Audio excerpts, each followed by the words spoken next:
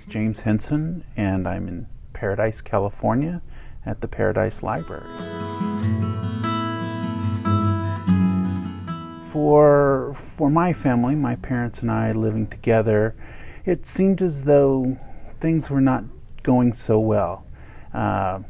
Big limbs were falling off of the trees, and we'd have to, pay for cutting and repairing, and the house was needing repairs and paint jobs and things like that. So the bills were really getting higher and higher, and we weren't really sure if we were going to be able to afford to keep the upkeep. Mm-hmm.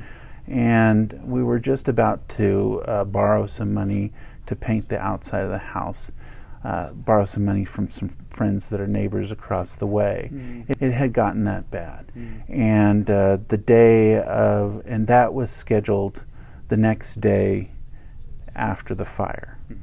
So on the day of the fire, I had woken up around 6, 7 o'clock.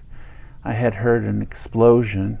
Wasn't really sure what it was. It was in the distance.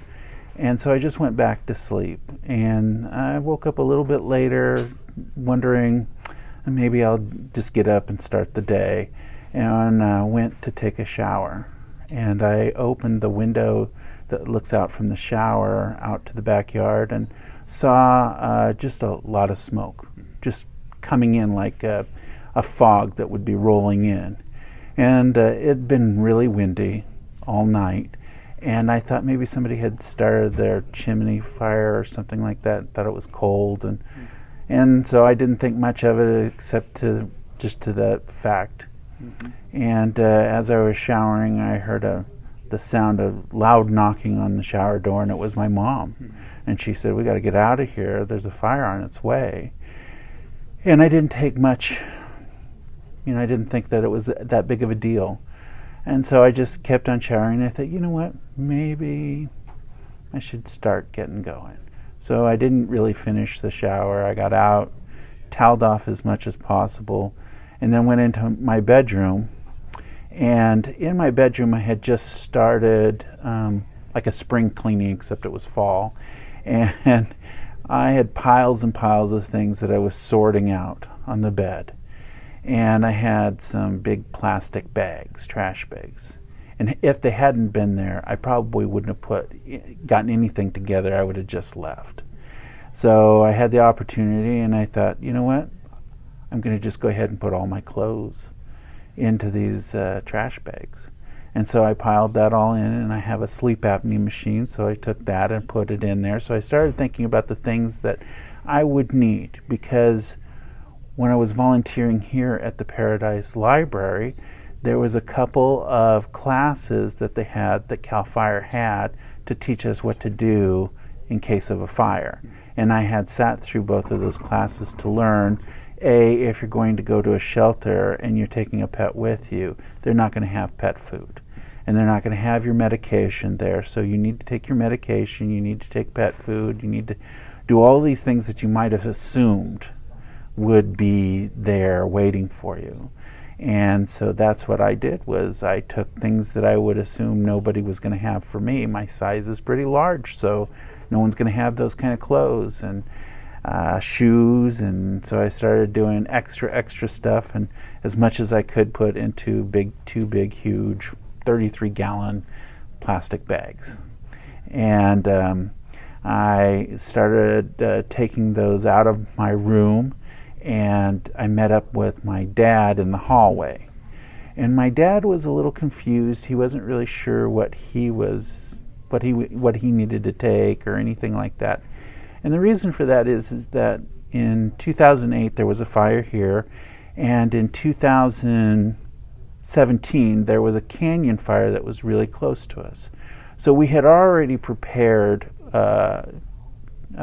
suitcases that were emergency suitcases and emergency medication cases, things like that. And those were already in the car.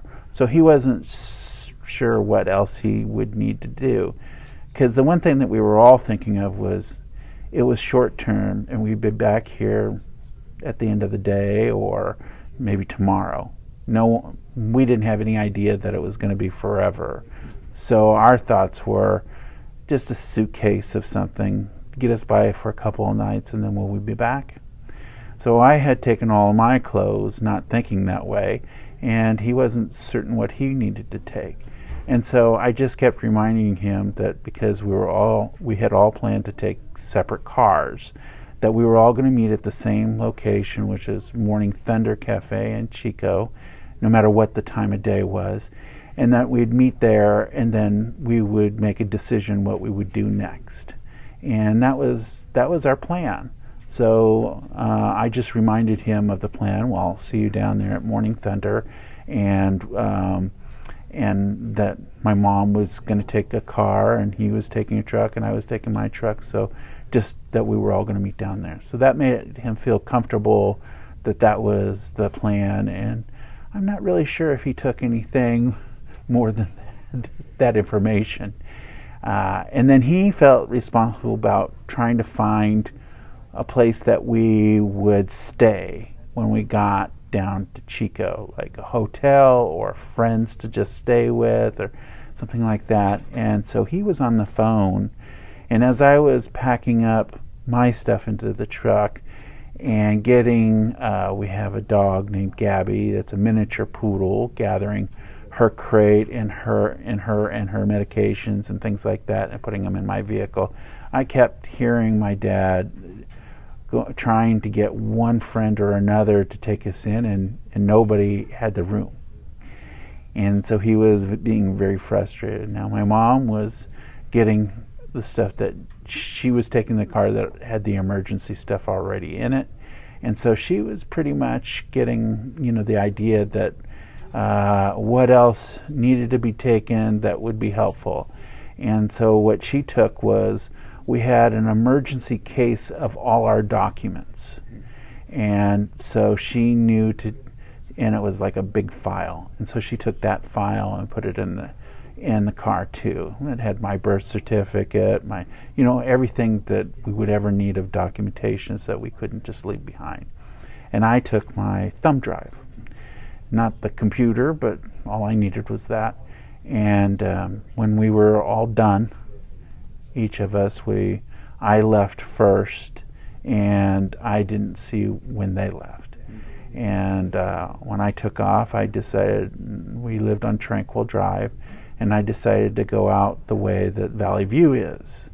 And when I got to Valley View and halfway down there, it was a traffic jam. And I looked at my gas gauge, and it was less than a quarter of a tank. And I had Gabby with me, and I was stalled there, and we were not moving at all. And for a long time, we hadn't moved. So I was worried whether I should turn back and just wait out at the house, thinking that I didn't want the car to be out of gas and obstructing other people from getting where they needed to go, or maybe just waiting it out. So I shut off the engine, and I sat there and waited, and I watched how people were walking back to their house. They weren't in cars, getting out of cars to come back. They had been walking from I don't know where, and I watched them walking back towards their houses, and I thought, they must know something I don't know. Maybe the fire is out, and this is just smoke that's left over, and everything's okay. And I watched cars in front of me start to pull out and go back, and that's the only movement that we had. So it was a while, and then we finally inched our way up to where Oliver is. And before I got to Oliver, I could see that there were a lot of cars, RVs, everything, you name it, old, new, that were leaving, and they were all on Oliver, and they weren't giving any of us on Valley View a chance to get in and move. It wasn't until the first responders came that were just wearing yellow and came along and started directing the traffic. If it wasn't for them, I think there would have been a lot more of us that would have been engulfed in the fire. And what they did was just go ahead and start getting us all going, directing the traffic. And once I inched up Oliver to where Jack in the Box is on the corner of Skyway and Oliver, all the businesses were black and shut down, and the sky at noon was darker than any nighttime that I'd ever seen. And I looked down the Skyway, and the red tail lights looked like Christmas tree lights, all strung all the way down Skyway. And I knew that was where we were all going, so I was just waiting for my turn to get on Skyway. Once I got on Skyway, the lanes, there were 2 lanes, and they started opening up all the lanes to go down.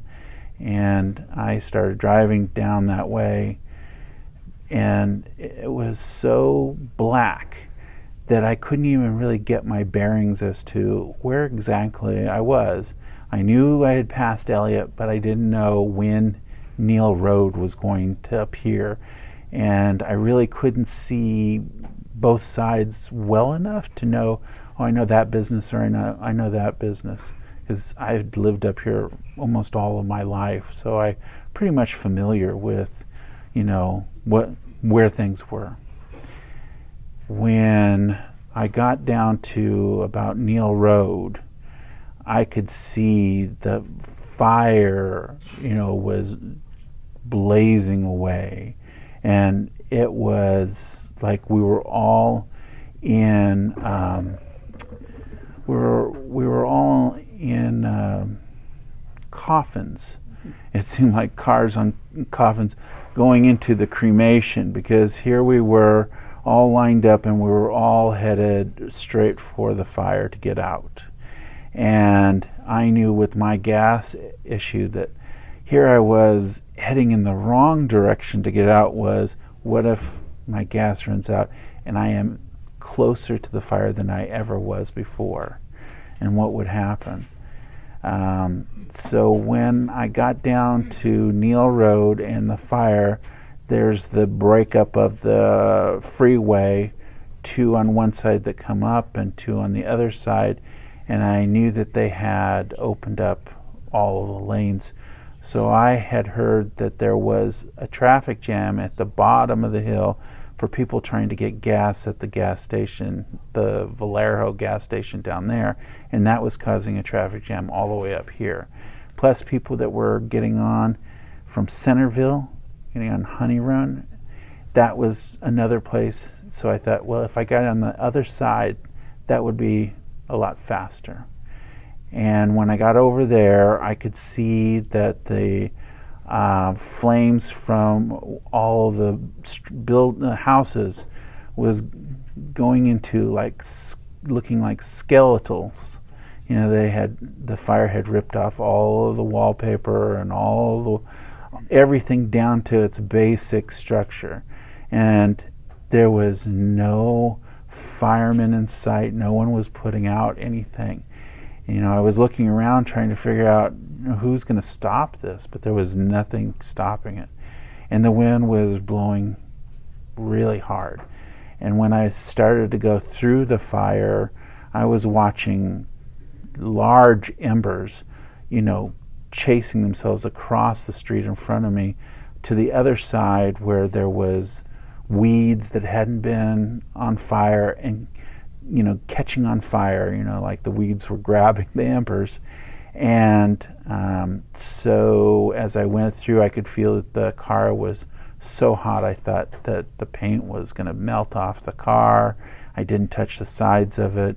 And Gabby, my dog, decided all the way through that what she was going to do was sleep while this was going on. So I had this obstruction, but at least she's just a miniature poodle.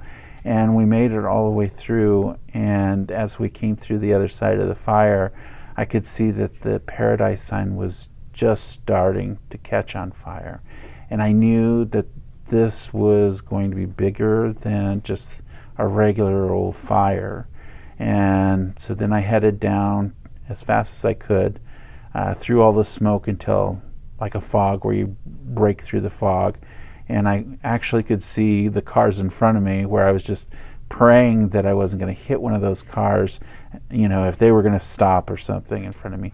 And I made it all the way down the hill, and I didn't run out of gas, and I made it to our meeting point, and both my parents were there in their cars, and my dad had taken Neal Road, and his traffic jam was on the freeway because there was a fire. The fire had reached down to that point, and so there was blockage, and my mom had gone a different route, and she was the first to arrive, and she had been waiting for us for hours.